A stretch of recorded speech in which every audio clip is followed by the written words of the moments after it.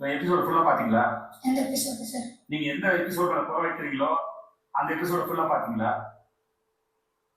இதே கேள்வியதான் சார் நானும் கேட்டேன். எம்மா எபிசோட ஃபுல்லா பாத்துட்டு வந்து பேசுறியான்னு.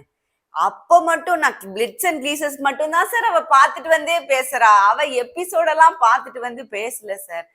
நாங்களும் சொன்னோம் இவ்வளவு பெரிய அலிகேஷன் வைக்க கூடாது.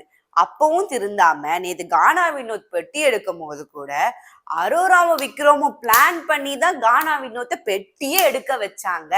அவங்க 2 பேர் மனசுல அவ்வளோ இது இருக்கு, அவங்க அப்படி சிரிக்கிறாங்க, இது என்ஜாய் பண்றாங்க அப்படின்னு ஒருத்தவங்க மேல இவ்வளோ பெரிய அலிகேஷனை தூக்கி வைக்க முடியுமா?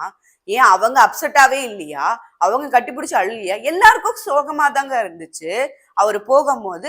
அதே மாதிரி எல்லாருக்கும் ஒரு விதமான சந்தோஷம் இருக்கதான் செய்யும். ஏன்னா அவரோட நம்ம டஃப் காம்படிட்டர் போறாருன்னும் போது ஒரு விதத்துல ஒரு சந்தோஷம் இருக்கதான் செய்யும். ஆனாலும் எல்லாருமே ரொம்ப அவர் அப்படி உடஞ்சு அழும் போது வீட்டுல இருந்த எல்லாரும் அழுதாங்க.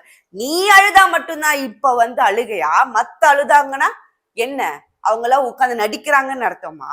இப்ப வரைக்குமே விஜய் சேதுபதி சொல்றாரு, அம்மா நீ சொல்ற எது எனக்கு புரியல, ப்ராப்பரா சொல்ல. இப்ப ரம்யாலாம் சொன்னார்ல, இவ இப்படி பேசினா அவ அப்படி பேசினா அதனால நான் பேசிட்டேன்.